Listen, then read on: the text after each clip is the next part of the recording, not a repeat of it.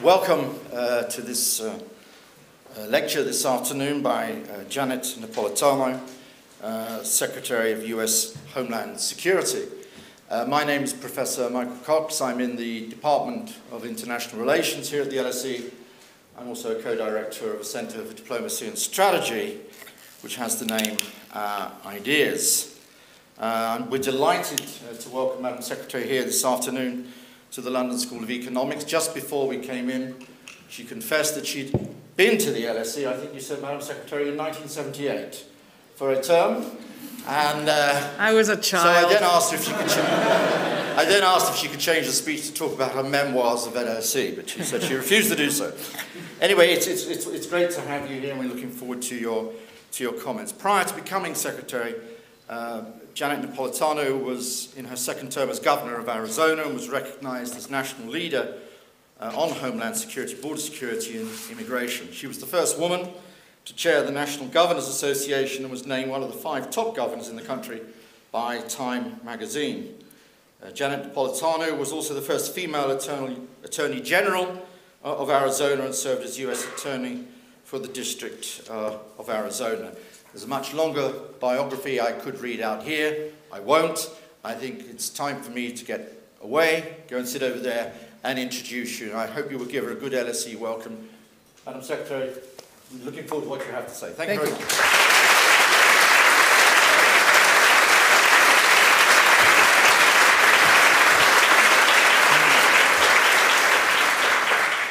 Well, thank you very much. It is good to be back at LSE. Where I was indeed a student on an undergraduate program for a semester in 1978. I don't think this building was here then.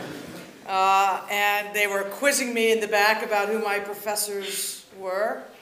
And I remembered Philip Windsor very well. He's a very famous professor. And I remember my tutorial piece was on Yugoslavia after Tito. And I only mention that because the world changes indeed very rapidly, and it has changed rapidly since then and continues to change rapidly. And the department that I am the secretary of, I think, probably represents that change as much or more than any other, at least in the United States system.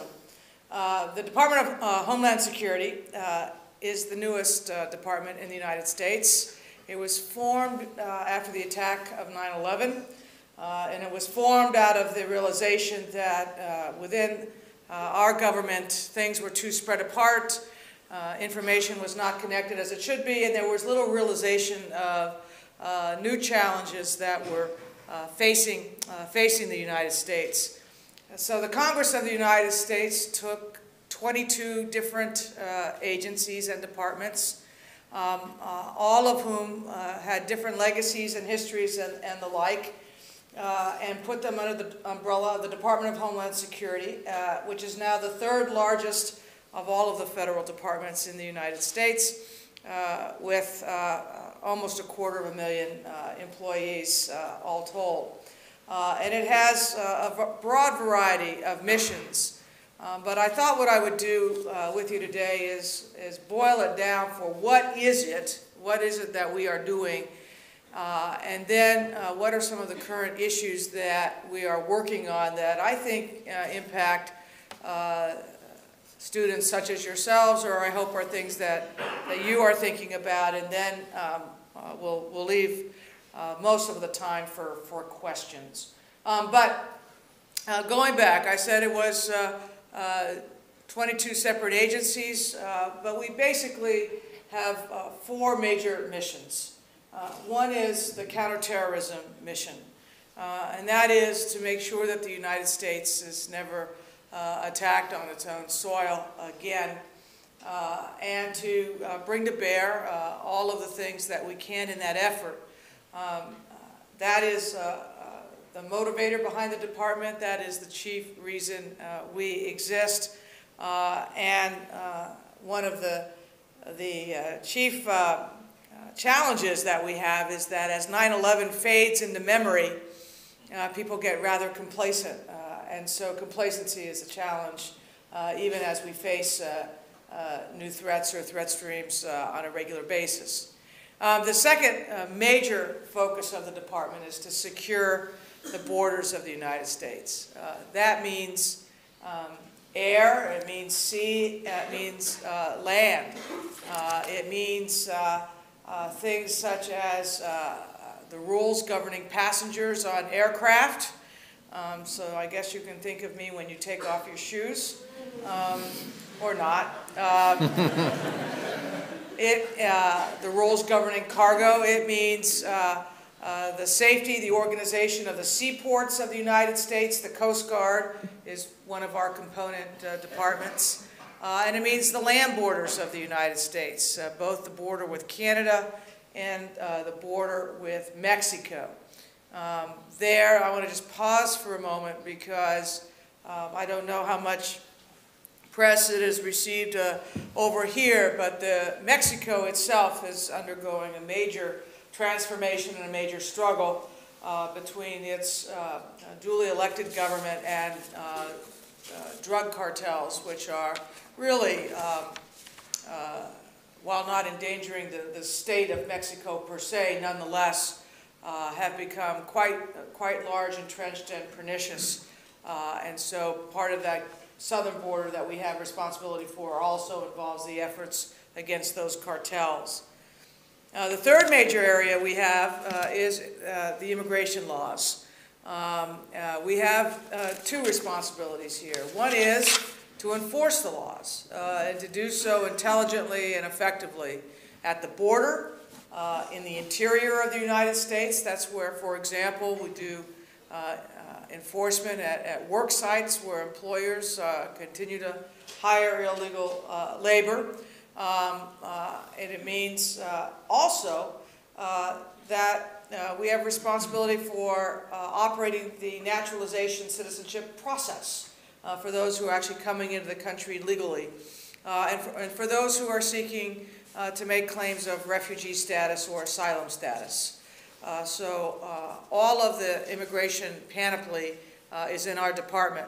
Let me just pause a moment there and say that once I think the Congress is done debating health care in the United States, and that is proceeding. It is proceeding, just a little bit slowly, but it's a big issue, and you can understand the timing when you understand the complexity. But one of the next issues that President Obama wants to take up, of course, is the reform of the immigration laws to match the needs of a 21st century economy, and also some of the other things that are involved in the mass migration of individuals into the United States.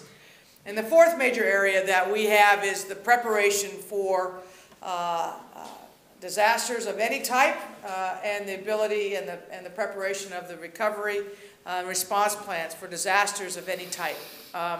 FEMA is in the Department of Homeland Security.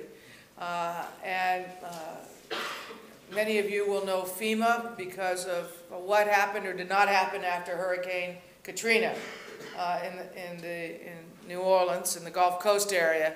But I'm very confident standing before you today saying that the FEMA of today is not the FEMA of then, and that we are well prepared and have been responding to natural disasters of many types over the last months, from ice storms to tornadoes to earthquakes to tsunamis and all the rest. No major hurricanes this year, but we never know, so we're never overconfident about that. But the other types of disasters we prepare for are those that may be caused by man. So, for example, if there were to be a biological pathogen, a weapon of mass destruction, WMD is what we refer to them as, introduced into a U.S. city, to make sure that there are detection devices available, that we have thought about and exercised what would have to happen and the like. And so those four major mission areas really comprise, I can put almost everything we do in the Department of Homeland Security in those four major mission areas. As we confront those areas, however, there are some particular things that we're working on now that I think deserve our attention. First of all, let me just say that even as we deal with those areas, there are certain strategies that kind of cross-cut them.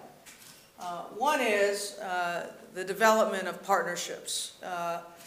There had been, I think, in the United States, a feeling that the federal government will take care of this, or the federal government will take care of that.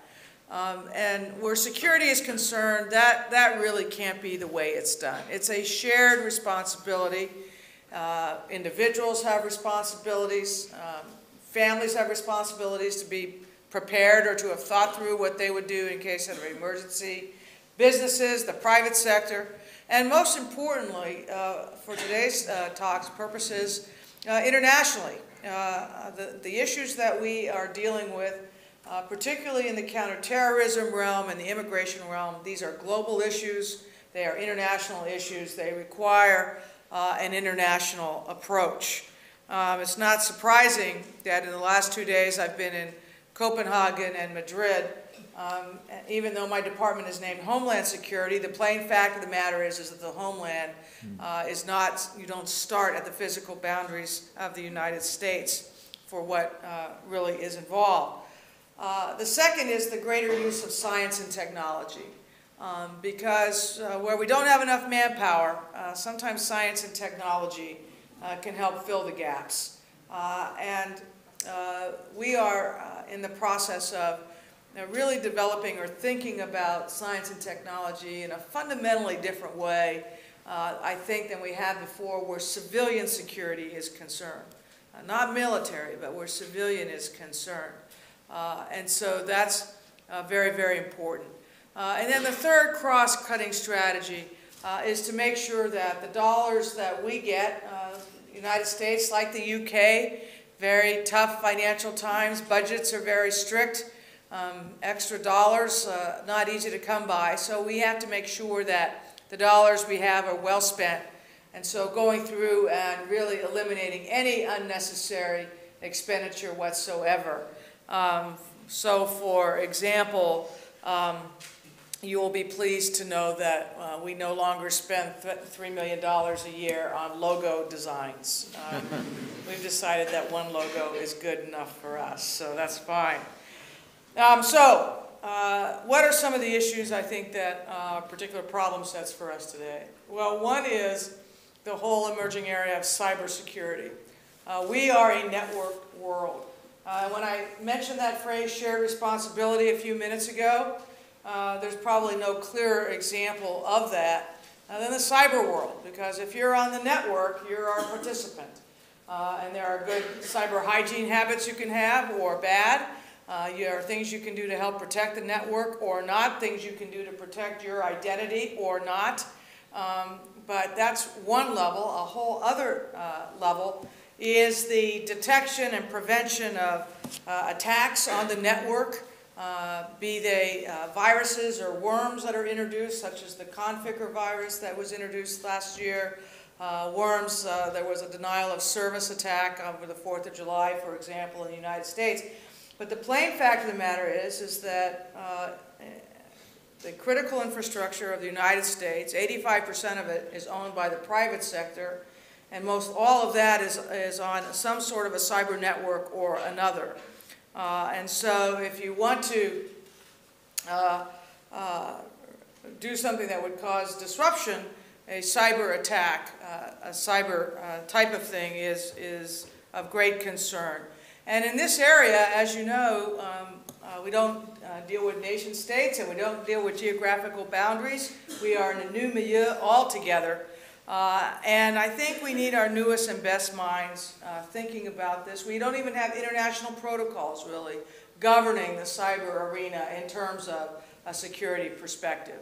And I think moving forward, we certainly will need that, and we're going to need some people thinking about that. Secondly, another area that is of great concern to us right now is the trafficking in persons, not just drugs, but the trafficking in persons around the globe. And let me be very clear about what I'm talking about. I'm not talking about smuggling. When I use the word smuggling, we're talking about just smuggling human beings over a border so they can go to work or what have you. Trafficking is really designed to sell those human beings, either into sexual slavery of some sort, into labor slavery of some sort, or the like.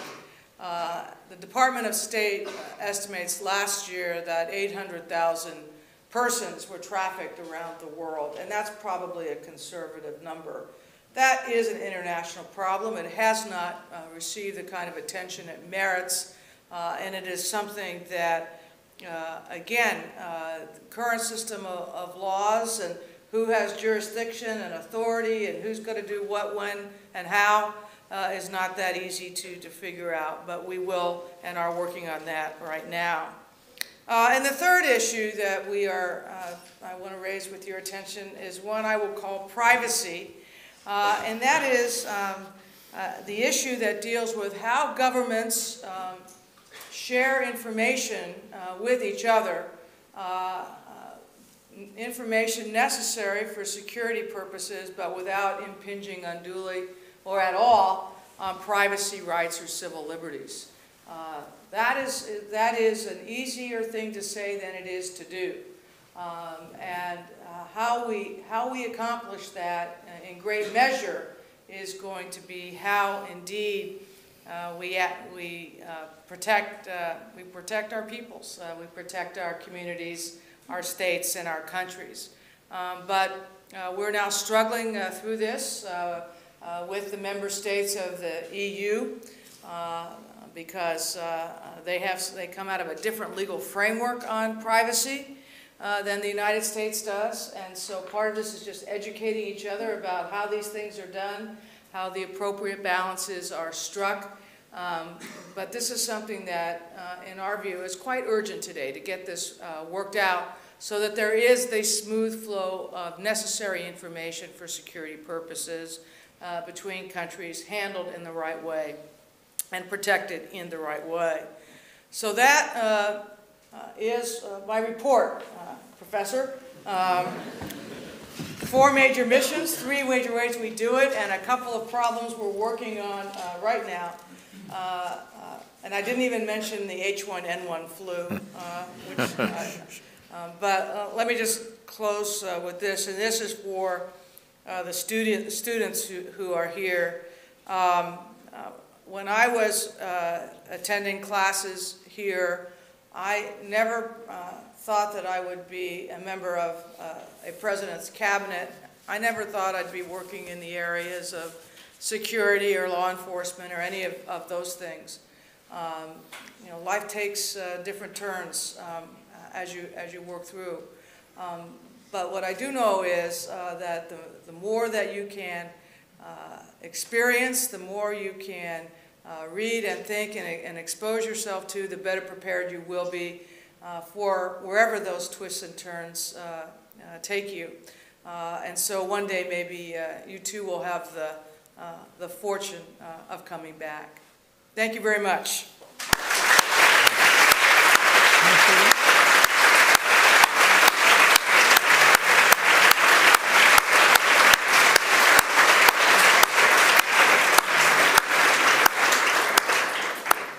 I'd be happy to take questions. We're going to take some Q&A and we'll go up to about 5 o'clock. I've just seen 15 hands go up. I'll take the man in yellow, if you don't mind being called the man in yellow. Take the microphone, please. From what I read, a lot of the drug cartels in northern Mexico, something in the area of 60% of their profits are from trafficking in marijuana. So I'm wondering what you think the security effect of legalizing marijuana would be for the United States.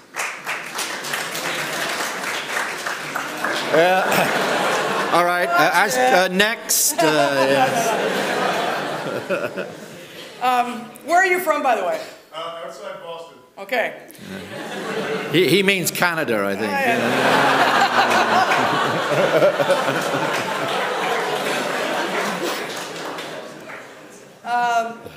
I think that that here's the way I look at it, that these cartels are in it to make money, be they selling marijuana or cocaine. I don't think legalizing marijuana per se would have any impact on their criminal activities or the safety in Mexico or along that border. I do think, however, that one of the reasons the United States has to be engaged with Mexico in this effort is because it is our demand that is helping to fuel these cartels. And we can tell that because one of the things we've started to do is to check vehicles that are driving south into Mexico as well as vehicles driving north from Mexico. And what we're checking for in vehicles going south into Mexico are guns and bulk cash. Bulk cash meaning basically bundles of cash that are the product of the drug markets. And we've picked up quite a bit. There is a supply issue here, there is a demand issue, and we need to be working on both sides of that ledger. Okay, need some more hands. Yes, the lady here in red, yeah? I'm identifying people. She's got an ASU sweatshirt. Yeah, it's That's Arizona State University, it's the color by code. The way.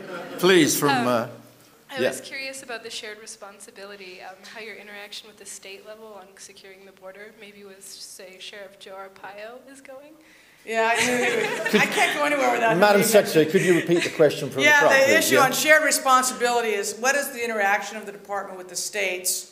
And she particularly mentions a sheriff in Arizona who's fairly notorious.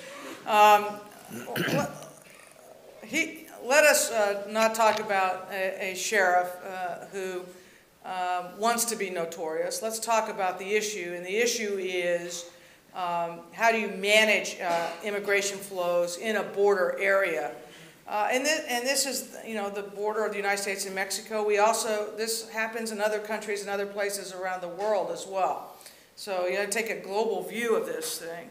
And the answer, and there are lots of ways to do it, but it's a combination. It's a combination of manpower. It's a combination of technology. It's a combination of using working with state and local law enforcement in a supervised way to carry out certain specified functions. Those are the combinations of things that will help. But then, in addition to that, what will really help is if the immigration laws of the United States are upgraded and improved, because it's a system that is gotten creaky with old age, and it needs major improvement. Gentleman over here, please. Hi, Chris Leiter from Philadelphia. I want to ask you two questions here. The first is the H1N1 swine flu. And basically, the American people were promised back in July some 100 million different vaccines available by mid-October. But there's only been about 30 million available so far. So I wonder if you can comment on why the service delivery has somewhat failed, or whether that has to do with the different government departments or the manufacturers. And the second question is more political, but since you're a former governor and there was an election yesterday. Really? Yeah. What does it say that two governorships that were held by Democrats in New Jersey, which is a heavily Democratic state, lost, and what does that say for the president's political agenda and then the midterm elections for next year? Thank you. Right. Okay. On the vaccine,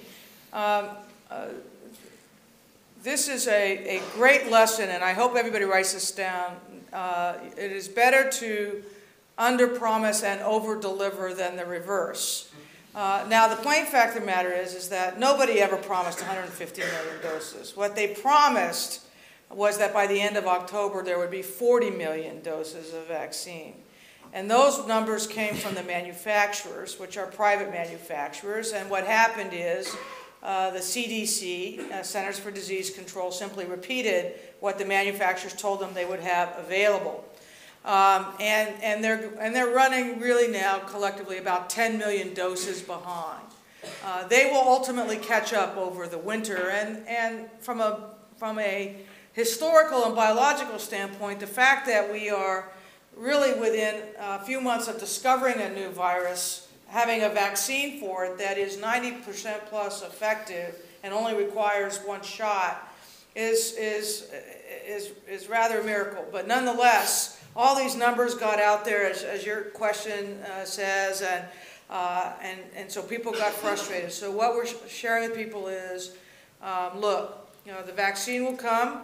We want to prioritize. In the United States, we're prioritizing pregnant women, children of a certain age, children with underlying health conditions, and we'll work our way through this problem over the next several months. With respect to the elections yesterday, you are right. There was an open governorship in Virginia. It had been held by a Democrat. It went to the Republican, and then the incumbent Democrat in New Jersey lost. On the other hand, a Republican congressional seat went to a Democrat in upstate New York. So depending on your perspective, you can kind of spin this election anyway. As a former governor, this is the way I think about it. And I think is that it is in this day of really difficult budgets, and I'm talking specifically about the New Jersey race right now. Governors have to make very, very hard calls, and when you have to make those kind of hard calls, sometimes that doesn't pay off in the voting booth. And so I think that's one of the major factors that occurred there. I'm having a hard time. I know there's a desire to extrapolate from that to President Obama. And while I'm sure he would have liked Corzine to win and the Virginia seat to go to a Democrat, governors' races are fundamentally different than federal races because the issues are different. So I think the congressional race, however, is of particular interest. Okay, thanks very much. There's a gentleman just behind you there. Yeah? Here. Don't go too far. There we go. There we go. Secretary Napolitano, I'm from upstate New York, and I'm very happy that it's going Why am I constantly choosing Americans? What's going on here? Well, we have some vested interest here, you know? I think it's mainly, yeah, that's great. That's no problem. Well, No problem. This is maybe going to be a little bit of a harder question, or I guess a request. Okay. There are a lot of gay Americans who are disappointed in the Obama administration's failure to act on Don't Ask, Don't Tell, to support progressives in Maine in this last election, to come out strongly against Prop 8 in California. I guess what I'm asking is, I'm not expecting Barack Obama to change the world overnight, although I guess maybe we were all hoping that he could. I'm wondering, at least as far as you're concerned in the Homeland Security Department in immigration, will you please commit to at least opening up the borders to gay and lesbian Americans and their spouses? Because right now, straight Americans can bring in their spouses from overseas, but gay and lesbian Americans can't. That's one of the reasons that the LGBT community in the US is working so hard for equal access to marriage. Okay. Yeah.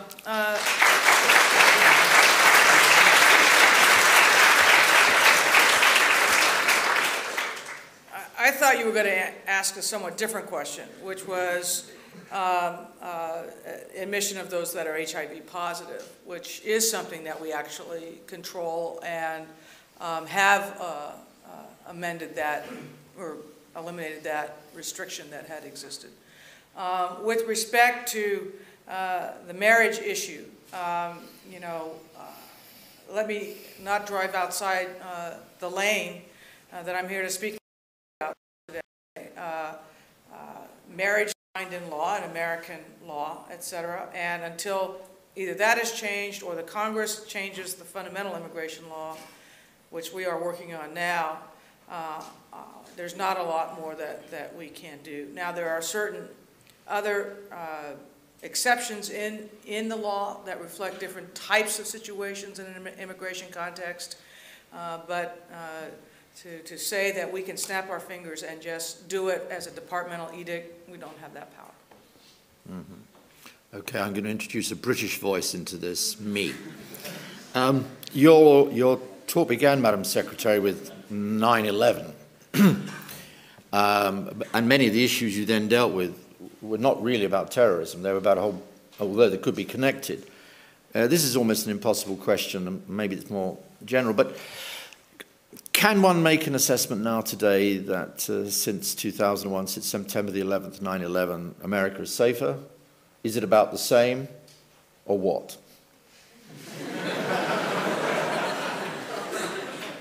No, I think what we can say is that America is definitely safer.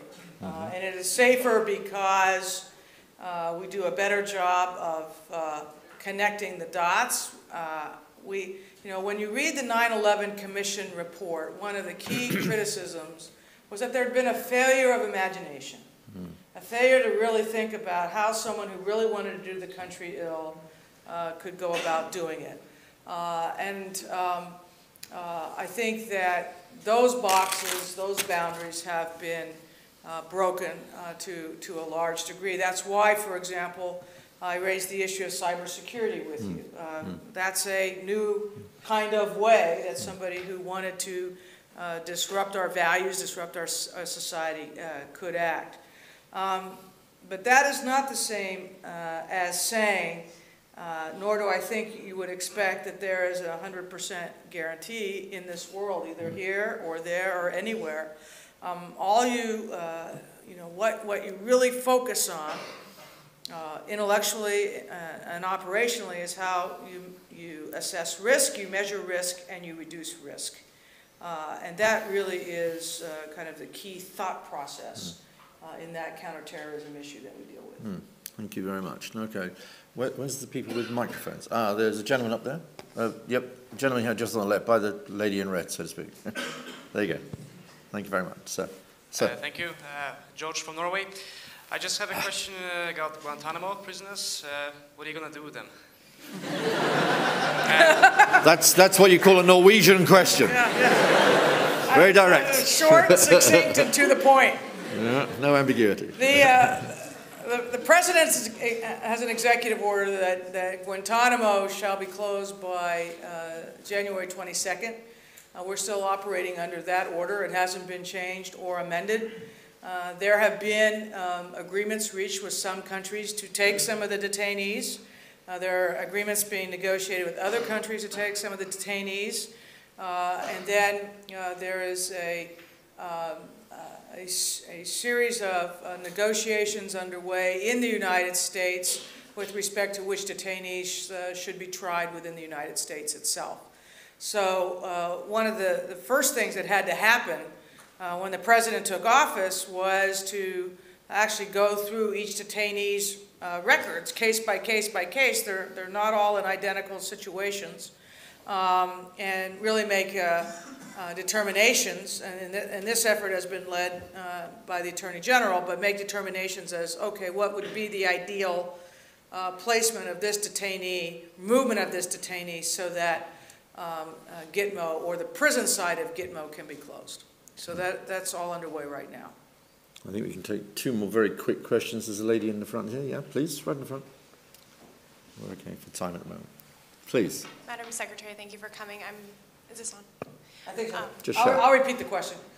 Sheila Korth, fellow Truman Scholar from Nebraska. I was a Truman Scholar. That's why you mentioned that, right? I just wanted to ask if DHS is working on security related to climate change, or if any departments are working on that right now?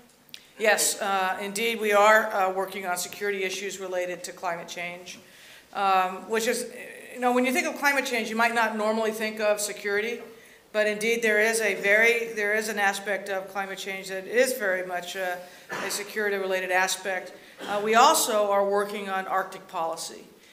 Why? In part, as I mentioned before, the Coast Guard is part of our collection, part of our department, and they're really the lead, or one of the lead departments on Arctic. And of course, Arctic policy involves climate change as well. So the answer is yes. Okay, I think we might just take one last question, I think. The gentleman in the front here. Yeah, if we could just bring it over here. No, over here, sorry. And this will be the last question, I'm afraid. I know many other people have had their hands up, but time is short. Please, sir. I'd like to ask you something about sharing information between the intelligence services. Say again, please? The what? Sharing information between intelligence services. Sharing. Sharing, yeah. Sharing information, that's right. You mentioned that just when it was a 9/11, it was also, somebody said it was lack of information, that's why, what was happening, you know that. I mean, it's not that explanation, but after, as I know, now you have a 22 intelligence, in your community, you have 22 services. Yeah. So is it now better information, sharing information between the services or not? And you have DNI, you have Director of National Investigation, you know, so it is, somebody said it is bureaucratic, somebody says no. So I would like to know, is it better now or not? Yeah, the question is, if 9/11 was the failure of intelligence sharing, is it better now than it was? And the answer is, it is better. It is not perfect. This is a work in progress. And intelligence sharing has to happen at several levels. One is in the international arena, as I suggested in my talk. And that's, you know, one of the things that, for example, tomorrow, one of the things that brings me to London is there's a meeting of the G6+1, and the United States being the +1, but it really will be discussing information sharing in that arena. A second area where it needs to be shared is among the huge federal government of the United States. And as you mentioned, there's not just us, there's the DNI, there's the FBI, there's the NSC, there's the CIA, there's a whole alphabet, the NCTC, National Counterterrorism Center. So there's a whole alphabet soup of agencies whose job it is to collect information and ostensibly to share it amongst each other. And that is much better than I've ever seen it before, but it's not perfect, and that's something I think that deserves more work and even more thought about how you do that. Then the third area, and this is where we are focused, is how do you share that intelligence internationally or among the federal family, get it out to state and local governments, get it out of Washington, D.C., get it out to the country where things could actually be occurring or where threat streams or different types of things need to be watched out for. And there, I think we're still, in some respects, not in our infancy, but perhaps our early adolescence. We're still really figuring out the best way to do that. How do you share, for example, let's say you have something that is classified information. How do you share that when there are 90,000 plus law enforcement departments in the United States, right? So logistically, it becomes a very difficult question. We have ascertained a strategy on how to do that and a plan for how we're going to get that done over the next several years, but we have not yet implemented it fully. So much work has been done in the wake of some of the intelligence gaps after 9/11, but I think much more remains for us to work on as well. Okay, thank you very much. I just want to firstly say, I nearly said welcome, but welcome back to the LSE. There's been a long, warm connection between the LSE and the United States. As you may have gathered, the two-thirds of the questions came from American students. There's two little things I need to say just at the end. The first is a request. The next time you're sitting around the cabinet table, could you have a quiet word with President Obama and say to him that the next time, when he comes to London next time, he'll come to the LSE.